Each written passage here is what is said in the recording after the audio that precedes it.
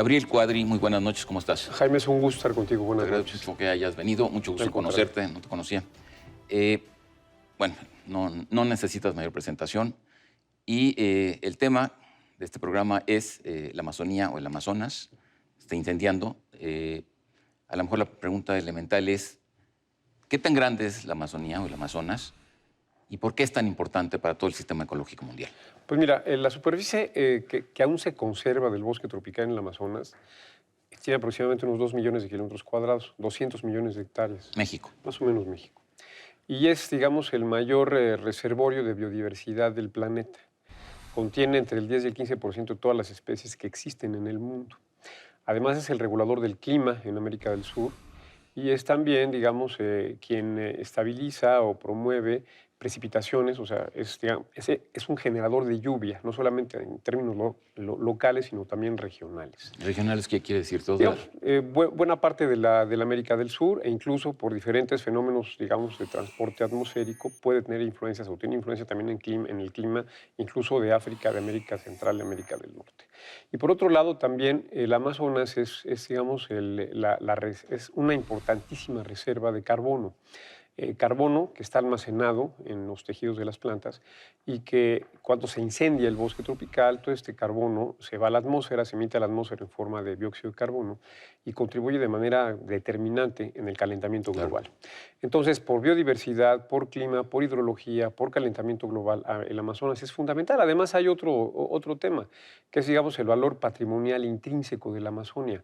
Es, digamos, el patrimonio biológico más importante, es, digamos, el resultado de más de 1.000 millones de años de evolución en la Tierra y digamos que es el tesoro vivo más digamos, importante, vital. No hay nada que se le compare. No hay nada que se le compare. Entonces, destruirlo también significa un acto de barbarie, ¿no? A ver, sobre la destrucción, ¿qué dimensiones tuvo? Mira, este año se han quemado en la Amazonia algo así como 2 millones de hectáreas. Haz de cuenta, el 1% del territorio mexicano.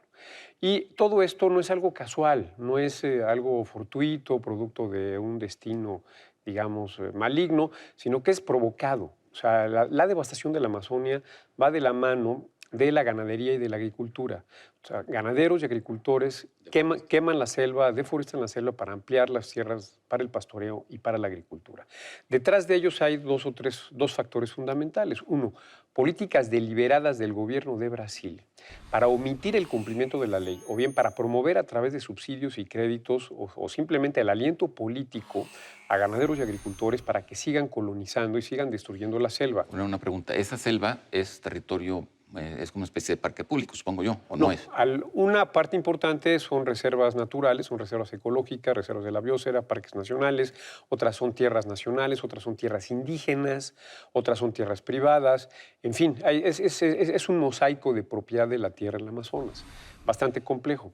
Pero lo que ocurre es que hay invasiones todo el tiempo, lo que prevalece es la ilegalidad, la falta del cumplimiento de la ley. Pero no son invasiones de privados a privados, son invasiones de privados a otra cosa, ¿no? Sobre tierras públicas, sobre parques nacionales, sobre tierras indígenas. Y todo esto, digamos, detrás de esto, además de las políticas deliberadas del gobierno brasileño, está también un mercado agroalimentario.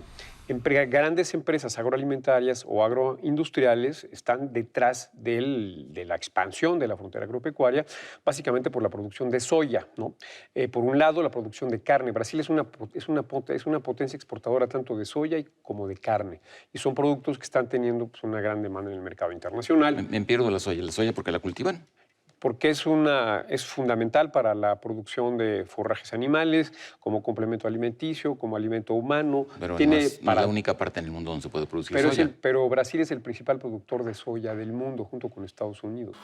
Y ahí lo que va ocurriendo es que, insisto, se va destruyendo el bosque tropical para dar paso a los cultivos de soya. A ver, vuelvo a mi pregunta. Originalmente, ¿qué extensión tenía la Amazonia? No sé, hace 50 años. Se ha destruido casi el 30% de la Amazonia. El 30%. Y el problema es que hay un punto, digamos, en la dinámica de un ecosistema que cuando tú destruyes un cierto porcentaje, pasas un cierto umbral en el cual viene ya un proceso de muerte, de Un quiebre. de decaimiento, digamos, casi automático, que hace que sea irreversible el daño que le estás imponiendo a un ecosistema de Ahora, selva supongo tropical. que es imposible fijar qué porcentaje de eliminativo, de deterioro de ese ecosistema debe ser para que se dé el punto de quiebre, pero existe el punto de quiebre. Dice la ciencia que puede ser, que estamos muy cerca de él y Eso que, sí está estimado. si esto ocurre, traería como consecuencia la sabanización total de la Amazonia y esto sería una verdadera catástrofe climática, hidrológica, biológica y ambiental en general. Pero si llevamos el 30%, estamos hablando de qué porcentaje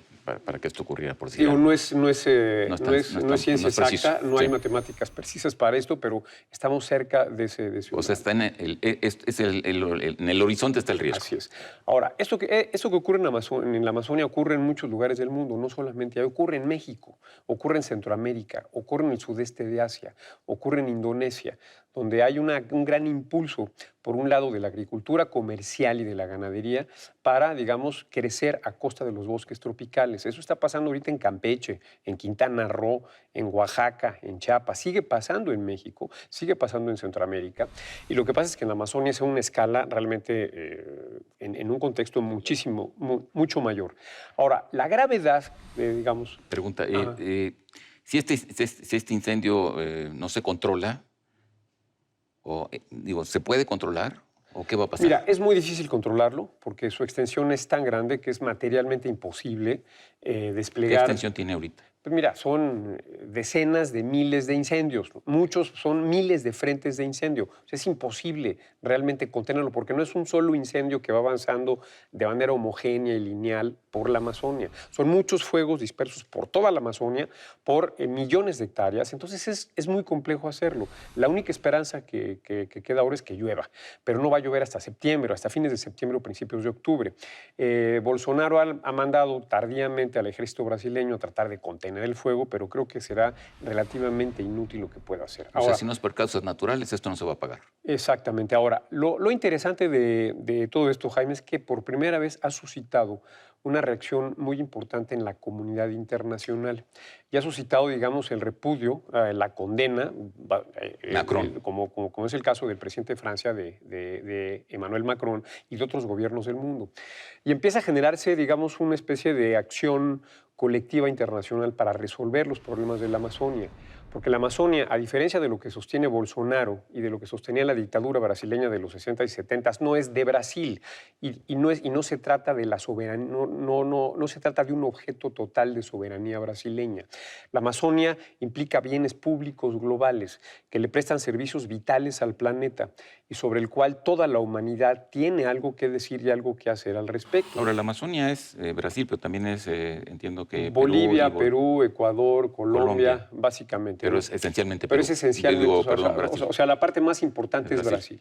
Entonces, lo que tiene que ocurrir, así como cuando hay genocidios, por ejemplo, bueno, el genocidio de Ruanda, o otro tipo de eventos catastróficos desde el punto de vista humanitario, donde hay una acción concertada, institucional, multilateral para detener, contener este tipo de acciones genocidas, o cuando se han descubierto o había pretendidas armas de destrucción masiva, por ejemplo, en Irak, hubo una acción internacional al respecto. Ahora, la humanidad tiene que prepararse para emprender ese tipo de acciones cuando ocurran fenómenos o catástrofes como la que está ocurriendo en la Amazonia en este momento. El gobierno brasileño no puede quedar impune, el gobierno brasileño no puede, digamos, destruir la Amazonia por un simple prurito de soberanía nacional o por cinismo, por incuria o por... Pero ahí hay un problema bastante complejo, ¿no? Sí, claro. Ese problema de que finalmente para intervenir en eso tú tendrías que intervenir con un cierto... No sé, por ejemplo, en el caso de Ruanda, pues era un Estado fallido, pues entonces interviene, no sé, una fuerza internacional y termina con el genocidio.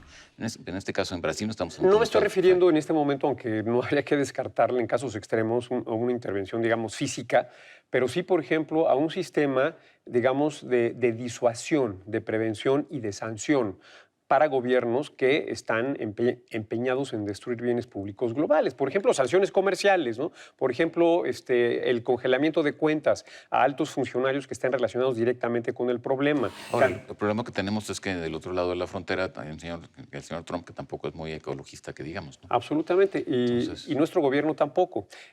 Vale la pena decir, Jaime, que el gobierno de Bolsonaro le redujo el presupuesto a lo que es el equivalente al Ministerio de Medio Ambiente de Brasil en más de 30%. 100%. ¿Se puede más o menos tener una evaluación, una perspectiva del daño que esto va a dejar? Absolutamente. Esto ya es un hecho, ¿no? Afortunadamente hoy hay tecnología satelital que nos permite saber con toda precisión y casi en tiempo real lo que está ocurriendo. Y vamos a ver el balance final. Pero ojalá esto conlleve a que la comunidad internacional presione al gobierno brasileño para que cambie sus políticas que están detrás de la destrucción de la Amazonia, de promoción de la agricultura y de la ganadería. Porque una pregunta, porque esto de los incendios tampoco es nuevo.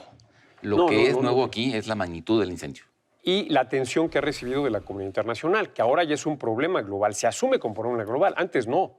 Antes, en tiempos de la dictadura brasileña, era una cosa incluso hasta bien vista, era el progreso, era el dominio del hombre sobre la naturaleza. Yo me acuerdo que había un anuncio de Volkswagen en los 70s que era es muy revelador de la ideología brasileña y que sigue persistiendo en algunos sectores. La bandera, orden y progreso. Era, fíjate, la selva tropical, una selva de 30, 40 metros de altura, y se oía, digamos, el chasquido de unas ruedas y cómo se iba cayendo el bosque tropical y cómo iba siendo arrasado linealmente por la maquinaria pesada, ¿no? Por la maquinaria pesada en la construcción de una carretera. Y detrás de la maquinaria venía un Volkswagen y decía Volkswagen, el progreso del Brasil. Así era. Esa es la ideología que está detrás de la destrucción de la Amazonia. Bueno, está en la bandera brasileña, orden y progreso. Absolutamente, ¿no? Oye, pero supongamos que el daño, pues no supongamos, el daño va a quedar hecho, el daño va a quedar. ¿Cuál es la expectativa de eso? O sea, si esto más o menos se lograra más o menos acotar en buenos términos, como tú dices, el tiempo de recuperación de la Amazonía sería... Desde luego, desalojar a todos los colonos ilegales, agricultores y ganaderos, prohibir la colonización de las tierras recientemente deforestadas y establecer un programa de recuperación y restauración de la selva tropical. La selva se restaura solita si la dejas. Si es que todavía tú la dejas... Si hay manchones, todavía hay zonas con selva íntegra, la selva se puede propagar y puede restaurarse. La selva no se puede reforestar, ojo, digamos, es ignorancia. Se cura sola. Que hay que reforestar. No se puede, porque en la selva hay tantas especies de árboles y las cadenas ecológicas son tan complejas que es imposible reforestar una selva. Más bien hay que dejarla a que la propia naturaleza y la propia sucesión ecológica restablezca el ecosistema. Esto puede tardar 100 años, pero esto ocurre. Entonces, se requeriría, digamos, un programa de este tipo. Yo dudo que el gobierno brasileño lo vaya a hacer. Ojalá Bolsonaro cambie de perspectiva. Es difícil que los populistas cambien de perspectiva, pero yo creo que la presión internacional que ya sintió, el enorme costo que ha tenido y la amenaza creíble de Francia de bloquear el acuerdo comercial entre Mercosur y Europa puede ser un incentivo determinante para parar, por lo menos frenar la destrucción de la Amazonia. Y esto es importante para saber que sí funcionan las amenazas comerciales, ¿no? Con eso cerramos. Te agradezco mucho. Perfecto. Al contrario, gracias a ti, Jaime. Gracias. En Contexto, buenas noches. Hasta la próxima semana.